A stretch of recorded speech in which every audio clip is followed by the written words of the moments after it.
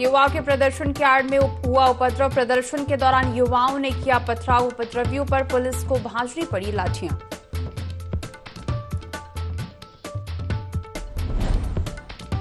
प्रदर्शन कर रहे युवाओं से सीएम धामी की अपील। कहा, किसी के बहकावे में न आए। प्रदेश के युवाओं के साथ नहीं होने दिया जाएगा अन्याय।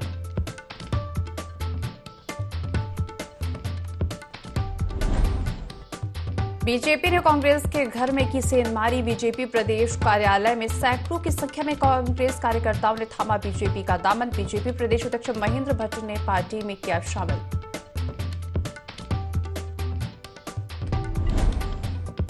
और हल्द्वानी में जिला भाजपा कार्यकारिणी की बैठक में पहुंची कैबिनेट मंत्री रेखा आर्या। कार्यकर्ताओं से एकजुट होकर लोकसभा चुनाव के लिए जुटने का किया आह्वान।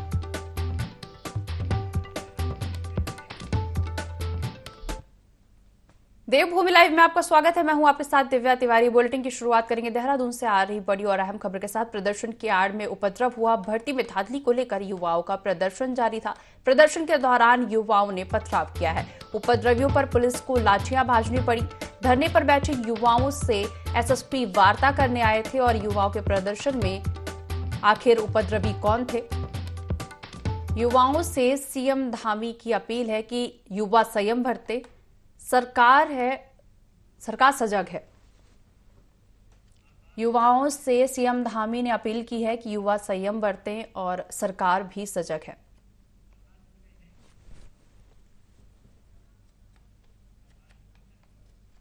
खबर पर ज्यादा जानकारी लेंगे। संवाददाता आकाश हमारे साथ जुड़ गए हैं। आकाश, प्रदर्शन की आड़ में उपद्रव हुआ है। भर्ती में धांधली को लेकर यह उपद्रव हुआ है, क्या पूरी जानकारी? देखिए, बिल्कुल दिव्य, जिस तरीके से लगातार उत्तराखंड में जो भर्ती परीक्षाओं में धांधली को लेकर के तमाम खबरें आई थी, उसके बाद से ही सरकार भी लगातार कार्रवाई जो है उन आरोपियों के ऊपर कर रही थी जो इसमें संलिप्त पाए जा रहे थे। लेकिन कह सकते हैं कि जिस तरीके से युवा बेरोजगार धरना प्रदर्शन कर रहे थे और लगातार ये मांग की जा रही थी कि सरकार कार्रवाई करे, तमाम चीजों को लेकर के प्रदर्शन चल रहा था युवाओं का। लेकिन उसके भी जिस तरीके से कुछ उपद्रवियों के द्वारा पथराव किया गया, जिसके चलते पुलिस ने उनके ऊपर जो युवा है उनके ऊपर लाठियां बांधी।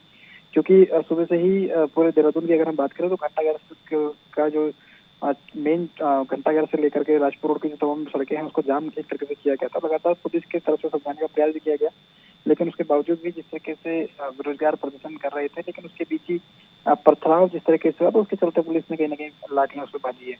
महत्वपूर्ण बात यह रही कि खुद मुख्यमंत्री भी लगातार ये अपील युवाओं से उन्होंने की कि किसी के बहकावे में ना आए। सरकार लगातार कार्रवाई कर रही है आरोपियों के खिलाफ और साथ ही साथ सरकार की कोशिश है कि नकल विरोधी कानून भी एक तरीके से सरकार लेकर आ रही है जो देश का सबसे मजबूत कानून होगा, जिसमें कड़ी सजा का प्रावधान जो है किया जाएगा। तो ऐसे में युवाओं को कहीं ना कहीं संयम बरतना चाहिए और ऐसे में कोशिश यही है सरकार की भी कि जो भर्ती परीक्षा जितनी भी होने वाली है आगे समय में उसको पारदर्शिता के साथ कराया जाए। युवाओं में इस तरीके का भरोसा इस तरीके से उत्पन्न किया जाए, तो उसी के चलते नकल विरोधी कानून भी लेकर आया जा रहा है। लेकिन कह सकते हैं कि आज ये घटना सामने आई कि जहाँ पर युवा जो प्रदर्शन कर रहे थे उन्हीं के आड़ में कहने के कुछ उपद्रवियों द्वारा जो पथराव किया गया, जिसके चलते पुलिस ने भी इस तरीके से लाठी मारने का काम जो है उनके ऊपर किया। आकाश, जुड़ने के लिए और जानकारी साझा करने के लिए आपका बहुत बहुत धन्यवाद।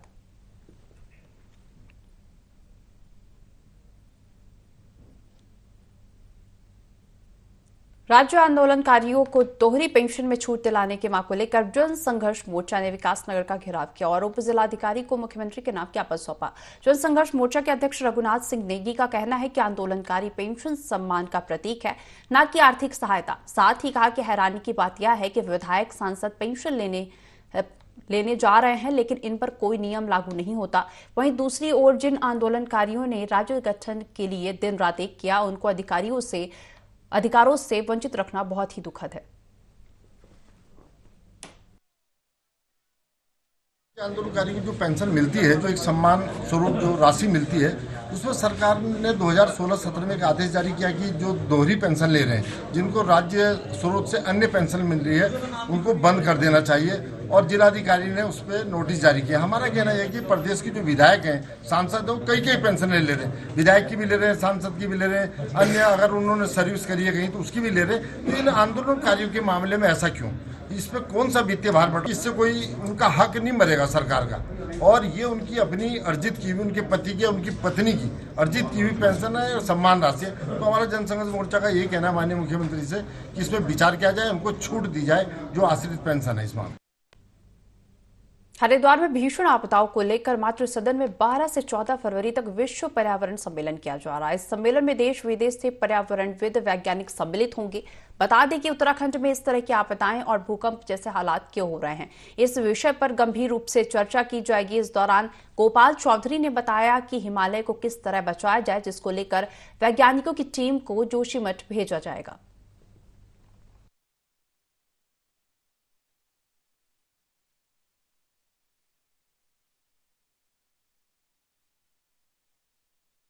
हम लोग हिमालय को बचाने के लिए, जोशीमठ को बचाने के लिए पूरे विश्व के जो पर्यावरणविद है उन लोगों की हमने एक मीटिंग बुलाई है हरिद्वार में 12, 13, 14, जिसमें सभी लोग हमारे जो प्रभावित लोग हैं वहाँ पे रहेंगे और जो वैज्ञानिक है, भूगर्भ वैज्ञानिक है, उन लोगों को उस टीम का वहाँ भेजेंगे और ये सब देखेंगे कि आपदा आई क्यों।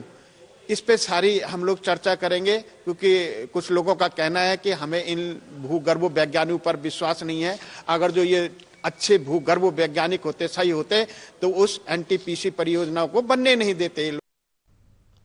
जसपुर में समाज कल्याण विभाग ने दिव्यांगों के लिए शिविर का आयोजन किया, जिसमें दिव्यांगों को 33 व्हीलचेयर स्टिक और हेयरिंग मशीन का वितरण किया गया। इस दौरान अनुसूचित जाति आयोग के उपाध्यक्ष मुकेश कुमार ने बताया कि भारत सरकार और समाज कल्याण विभाग द्वारा शिविर लगाया गया है। वहीं पूरे प्रदेश में अब तक 50 से ज्यादा शिविर लगाए जा चुके हैं। इससे पहले काशीपुर, बाजपुर और टनकपुर में शिविर लगाया गया था।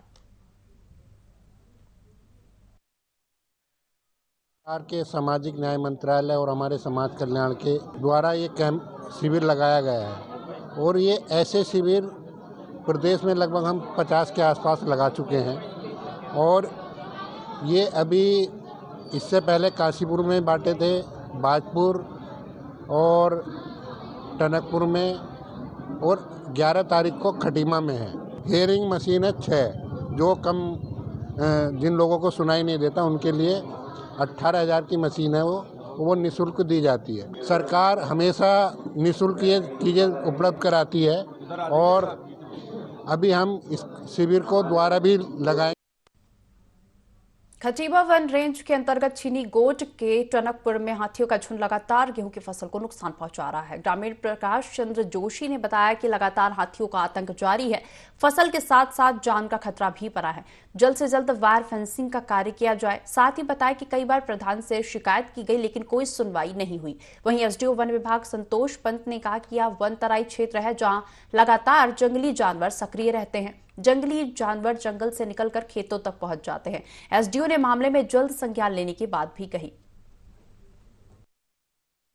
अब मुझे यह है कि मैं हाथियों से बहुत दुखी हो गया हूं और कम से कम जब भी धान की फसल हो या गेहूं की फसल हो, सारा पैसा लगाने के बावजूद भी हमें एक दाना मंदिर में चढ़ाने के लिए नहीं मिल पा रहा है। अगर उसको हाँकने के लिए जाओ तो उल्टा हमको जो है हमारे ऊपर वार करने की सोच रहा है। वो जैसे तैसे हम लोग बचा जाते हैं, लेकिन ये कब तो इसलिए हमें सरकार से हमारा निवेदन है, वन विभाग से हमारा निवेदन है कि हमें एक फेंसिंग यहाँ पर जरूरी से जरूरी मतलब है करना, और नहीं तो न शायद ये तो फसल तो पता नहीं क्या हो जाए, कभी कभार रात बिरात में अगर हो ना सके हम अपनी जान ना गंवाएं। वन्य जीव बाहुल्य क्षेत्र है, विशेषकर हाथी का ये प्रिय क्षेत्र है, क्योंकि अधिकांश आबादी जो है जंगलों के किनारे ही निवासित है, जिस कारण ये बार बार देखा जा रहा है कि हाथी का आवागमन वन क्षेत्र से होता है, जिसके लिए वन विभाग मुस्तैदी से कार्य कर रहा है और लगातार ऐसे संवेदनशील क्षेत्रों पर गश्त इत्यादि की जा रही है। कई जगह हमने सोलर फेंसिंग भी प्रस्तावित की है। नैनीताल के भाजपा के जिला कार्यकारिणी के अधिवेशन में कैबिनेट मंत्री रेखा आर्य पहुंची, जहां उन्होंने आगामी चुनाव को लेकर सभी कार्यकर्ताओं को एकजुट होने की बात कही। साथ ही लोकसभा और नगर निगम के चुनाव को बीजेपी के पक्ष में जिताने की अपील की। मंत्री ने कहा कि भाजपा के जो भी राष्ट्रीय स्तर के सदस्य, जिला स्तर के सदस्य, मंडल अध्यक्ष बने हैं, चुनाव में उनकी अहम भूमिका रहेगी। आगामी चुनाव के लिए जागरूक किया जाएगा। नैनीताल जनपद की जिला कार्य समिति है और इस कार्य समिति में निश्चित रूप से जो केंद्रीय कार्य समिति में जो विषय लेकर आए गए थे उन विषयों का अनुमोदित होते हुए वह राज्य स्तरीय कार्य समिति पर पहुंचा और आज जो है वो जनपद स्तर पर पहुंचा है।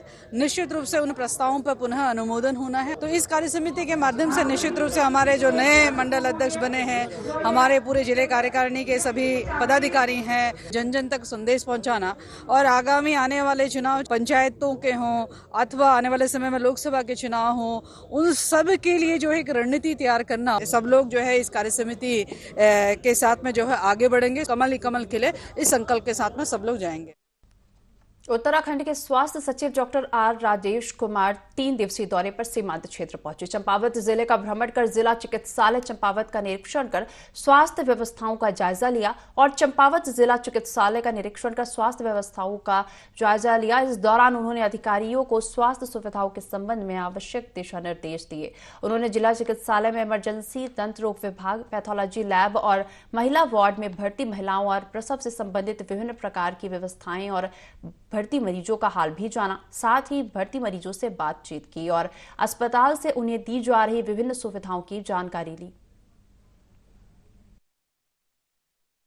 इस हॉस्पिटल का निरीक्षण करूंगा, उसके बाद फिर हल्द्वानी, रुद्रपुर इत्यादि जो मेडिकल कॉलेज हैं वहाँ पे उसका भी निरीक्षण करूंगा। तो सबसे पहले जो चंपावत में जो डिस्ट्रिक्ट हॉस्पिटल है वहाँ के फैसिलिटीज़ का मौका मुआयना किया और जो हमारी जननी सुरक्षा योजना है और रिजर्व योजना है इसमें मैंने इंटरेक्ट भी किया और ये हाल ही में पेशेंट की डिलीवरी भी हुई थी, उनसे भी इंटरेक्शन किया कि सरकारी सेवाएं उन तक पहुंच रही हैं कि नहीं। और मैंने जिलाधिकारी महोदय से अनुरोध किया है कि कनेक्टिविटी इश्यूज़ के मद्देनज़र एक कॉन्क्रीट इंटीग्रेटेड प्लान बना के प्रेषित करें ताकि जल्द से जल्द हम इसको EFC में जाके क्लियर करें। उधम सिंह नगर के खटीमा अंतर्गत किलपुरा वन रेंज में वन विभाग ने रात्रि गश्त के दौरान जंगल की तरफ से एक मोटरसाइकिल आते देखा, जिस पर वन विभाग को संदेह हुआ, लेकिन जब तक वन विभाग कुछ कार्रवाई करता तब तक लकड़ी माफिया बाइक को लेकर फरार हो गए। जहां मौके पर पहुंची टीम ने बाइक समेत सागौन के 2 लट्ठे बरामद किए। फिलहाल वन विभाग की टीम जांच कर रही है। खटीमा वन विभाग SDO संतोष पंत ने बताया कि तराई वन क्षेत्र में इस समय वन निगम द्वारा कटान का कार्य किया जा रहा है। कटान के कार्य को देखते हुए वन माफियाओं पर वन विभाग की पैनी नजर है।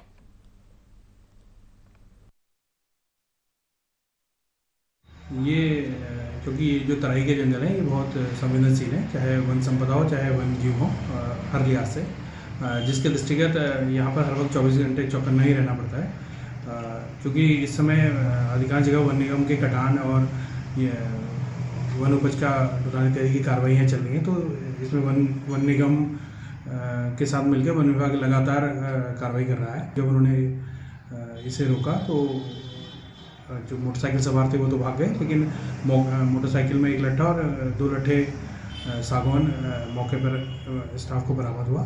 किलपुरा राज्य में ही पिछले 10-12 दिन में हमने करीब 3 बड़ी कार्रवाई करते हुए सागौन प्रकाश को जब्त किया।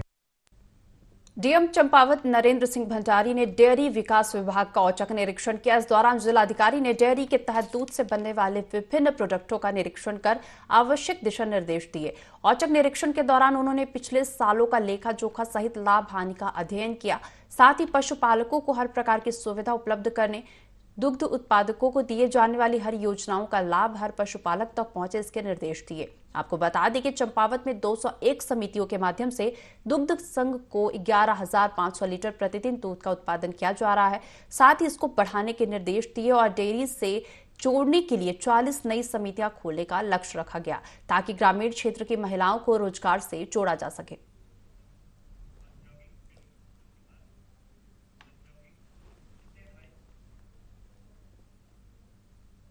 औद्योगिक सिटकुल के पास ग्राम रावली महदूद में सट्टे का कारोबार जमकर फल फूल रहा है। ये सटोरिये पुलिस प्रशासन को खुली चुनौती दे रहे हैं।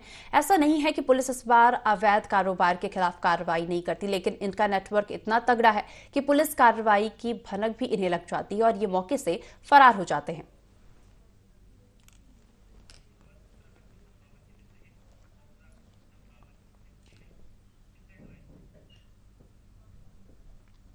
उत्तराखंड के चंपावत जिले सहित अन्य जिलों में राशन डीलरों की हड़ताल चल रही है, जिसे उत्तराखंड की खाद्य एवं आपूर्ति मंत्री रेखा आर्य ने औचित्यहीन और दुर्भाग्यपूर्ण बताया है। कैबिनेट मंत्री ने मीडिया को जानकारी देते हुए बताया कि यूनियन के पदाधिकारियों से उनकी मानदेय को लेकर देहरादून में वार्ता हुई, जिसमें सभी जिलों के डीएसओ सहित राशन डीलरों के यूनियन के पदाधिकारी मौजूद थे। उन्होंने बताया कि 16 फरवरी तक राशन डीलरों का भाड़ा कमीशन देना सुनिश्चित किया था और उन्हें आश्वस्त भी किया गया था, जिसके बाद सभी राशन डीलरों ने जनवरी-फरवरी का मुफ्त राशन भी बांटा और अगर अब राशन डीलर हड़ताल कर रहे हैं तो यह हड़ताल औचित्यहीन है। राशन डीलर हड़ताल पे है, तो जिसने राशन डीलरों को उनके संगठनों के जो भी पदाधिकारी रहे हैं उनको एक बैठक के माध्यम से देहरादून में आमंत्रित किया और आमंत्रित करने के साथ में शासन स्तर से लेकर आपके निदेशालय स्तर के जो अधिकारी थे सभी वहां पर उपस्थित रहे। उनके साथ में बहुत बेहतरीन तरीके से चर्चा हुई और उस चर्चा में उनके सभी बिंदुओं को लिया गया। एक चिंता उनकी प्रमुखता से थी कि जिस प्रकार से प्रधानमंत्री मोदी जी ने एनएफएसए के कार्ड धारकों को, चाहे वो गुलाबी कार्ड धारक हो अथवा चाहे वो अंत्योदय कार्ड धारक हो अथवा पीएचएच कार्ड धारक हो, दोनों ही कार्ड धारकों के लिए मुफ्त खाद्यान्न की व्यवस्था करती है, तो आखिरकार राशन डीलर उसका भाड़ा या उसका पर कुंटल जो उसको कमीशन मिलता था उसकी क्या स्थिति रहेगी। हम मुफ्त में काम नहीं करेंगे। मैंने उनसे ये वादा किया था कि मैं आपको 16 फरवरी तक में आपका इस दिशा में उठता हुए भ्रम को मैं खत्म करूंगी कि आपके भाड़ा किसी प्रकार से प्रभावित हो रहा है या आपका कमीशन किसी प्रकार से प्रभावित हो रहा है। खबर जसपुर के राजपुर से है, जहां जसपुर उप जिलाधिकारी और राजस्व विभाग की टीम ने अवैध खनन पर कार्रवाई करते हुए एक डंपर और एक जेसीबी मशीन को सीज किया है। बता दें, अनीश नाम के व्यक्ति को 1000 घन मीटर की मिट्टी उठाने की परमिशन दी गई थी, लेकिन अनीश उसके अलावा दूसरे खेत से भी मिट्टी उठा रहा था, जिसकी शिकायत मिलने पर छापामार कार्रवाई की गई। फिलहाल आगे की कार्रवाई की जा रही है। एक व्यक्ति हैं अनीस, उनको एक मिट्टी की परमिशन दी गई थी जिसमें कि 1000 घन मीटर उठाने की परमिशन दी थी, लेकिन पिछले कुछ दिनों से यानी कि 2-3 दिनों से लगातार शिकायत आ रही थी इनके द्वारा रात्रि में यहाँ पर कार्य किया जा रहा है, जबकि इनकी जो परमिशन थी वो 6 तारीख से ही शुरू होनी थी और उसके बाद भी इनके द्वारा रात को अवैध खनन किया जा रहा था। तो अभी हमको शिकायत मिलने पर हमारी पूरी टीम यहाँ पर मौके पर मौजूद थी और तो देखा कि इन्होंने जहाँ पर परमिशन मिली है 342 नंबर 343 नंबर के जो खेत है उसमें 500 घन मीटर की मिट्टी निकाली है, लेकिन इसके साथ ही जो लगा हुआ खेत है इससे कुछ दूरी पर ही है, तो वहाँ पर इन्होंने 1000 घन मीटर की मिट्टी पहले ही निकाली। तो इसमें अभी हमने एक डंपर और एक जेसीबी सीज की है और उसके साथ ही लगातार ही ये कार्रवाई हम लोग करते रहेंगे। उत्तराखंड में भाजपा नगरीय निकाय और लोकसभा चुनाव की तैयारी में जुट गई है। वहीं दल बदलने का सिलसिला भी शुरू हो गया है। कुमाऊं क्षेत्र के कांग्रेस कार्यकर्ताओं ने भाजपा का दामन थामा। भाजपा में आए कार्यकर्ताओं का पार्टी के प्रदेश अध्यक्ष महेंद्र भट्ट स्वागत करते हुए कहा कि प्रदेश और केंद्र की सरकार की नीतियों पर लगातार विश्वास रखते हुए कई लोग बीजेपी में शामिल हो रहे हैं। के नेतृत्व में उनके समर्थन में भाजपा में आ गया था, तो मैंने सदस्यता ग्रहण नहीं की, तो मैं भाजपा के समर्थन में 2019 में ही भट्ट जी के नेतृत्व में मैंने उनका समर्थन में मैंने प्रचार किया था। और भारतीय जनता पार्टी, आपने जो सवाल पूछा कि चुनाव से पहले या बाद का मतलब नहीं है, सवाल है कि देश का हित।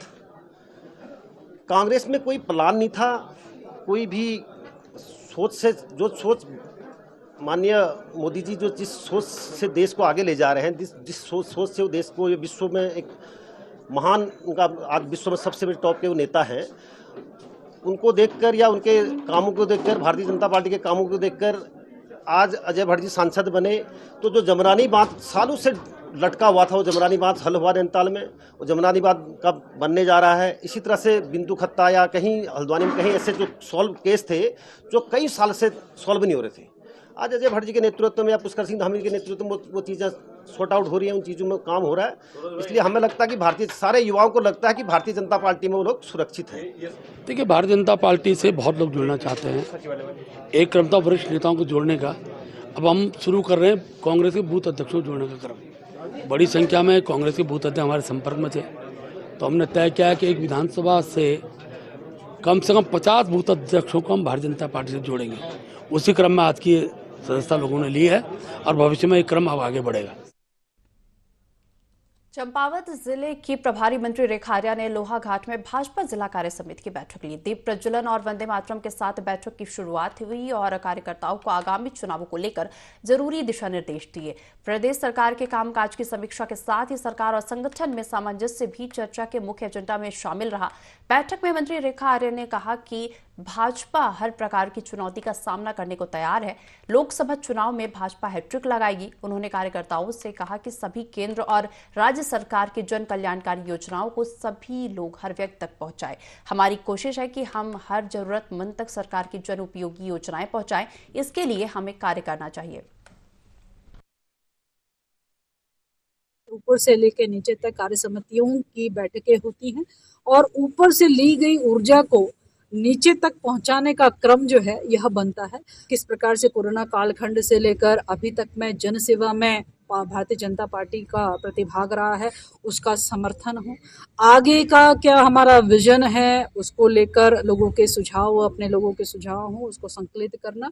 आगामी आने वाले चुनाव, चाहे वह वार्ड का चुनाव हो, चाहे वह नगर पंचायत का चुनाव हो, चाहे वह ब्लॉक का चुनाव हो, चाहे वह आपके लोकसभा का चुनाव हो, कमल ही कमल खिलना बहुत आवश्यक है, क्योंकि कमल के पास में ही वह ताकत है। तो उसका संकल्प सबने लिया है और भविष्य के हिसाब से उसकी रणनीति तैयार की गई है।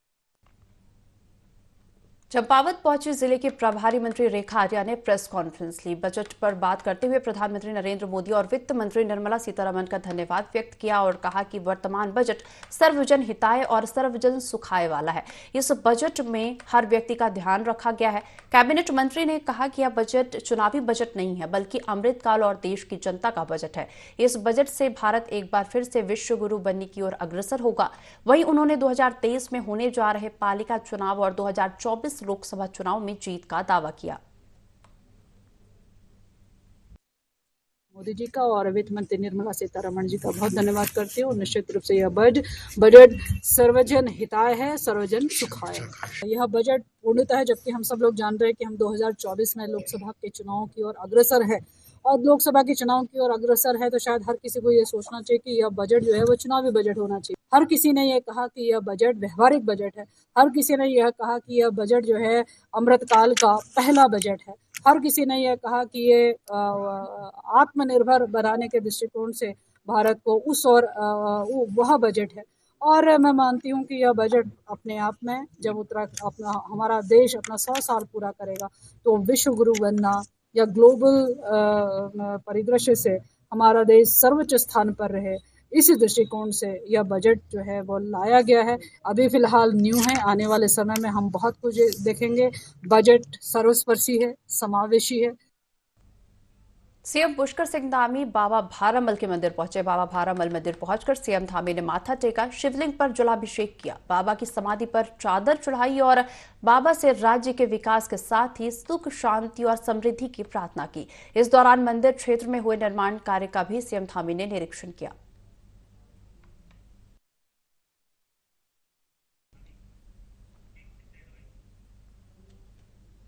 मुख्यमंत्री पुष्कर सिंह धामी अपने जनपद भ्रमण के दौरान थारू राजकीय इंटर कॉलेज पहुंचकर परीक्षा पे चर्चा कार्यक्रम में शामिल हुए। धामी ने कॉलेज पहुंचकर अपनी पुरानी यादें ताजा की। गौरतलब है कि मुख्यमंत्री इस विद्यालय के छात्र रहे हैं। मुख्यमंत्री पुष्कर सिंह धामी ने विद्यार्थियों के बीच पहुंचकर अपने विद्यार्थी जीवन के अनुभव साझा करते हुए कहा कि वे जमीन पर बैठकर पढ़ाई करते थे और लिखने के लिए तख्ती का उपयोग किया करते थे। उन्होंने कहा कि उनके आगे बढ़ने में विद्यालय का बहुत बड़ा योगदान है। परीक्षा पर चर्चा कार्यक्रम में छात्रा अष्टवी राज ने प्रश्न पूछा कि जैसे परीक्षा की घड़ी नजदीक आती जा रही है, वैसे वैसे घबराहट बढ़ती जा रही है। ऐसे में किस प्रकार टाइम मैनेजमेंट करें कि सारे सब्जेक्ट कवर हो जाएं। इस पर सीएम धामी ने कहा कि परीक्षा से घबराने की जरूरत नहीं है। कठिन लगने वाले सब्जेक्ट को ज्यादा समय दीजिए। अपने शिक्षकों, दोस्तों के साथ टॉपिक और विषय पर विस्तार से चर्चा कीजिए।